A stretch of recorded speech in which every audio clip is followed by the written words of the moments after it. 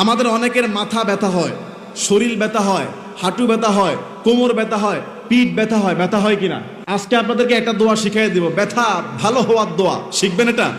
নবী সাল্লাল্লাহু আলাইহি সাল্লাম বলেছেন, ব্যথা যেই জায়গায় হবে, ব্যথা যেই জায়গায় হবে ওই জায়গায় হাত রেখে প্রথমে বিসমিল্লাহ পড়বেন 3 বার। কয়বার? বলেন বিসমিল্লাহ, বিসমিল্লাহ, বিসমিল্লাহ। কয়বার হলো? 3 বার। মনে করেন আপনার মাথা ব্যথা, মাথায় হাত ধরে বিসমিল্লাহ, বিসমিল্লাহ, বিসমিল্লাহ 3 বার এটা পড়বেন। এরপরে ছোট্ট দোয়াটা পড়বেন 7 বার। কয়বার? ছোট্ট দোয়াটা পড়বেন 7 বার।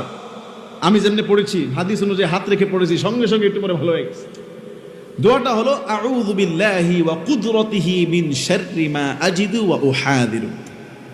কি 30 সেকেন্ডও লাগছে বলতে? ছোট্ট দোয়া। বলেন আউযু বিল্লাহি, সবাই বলেন আউযু বিল্লাহি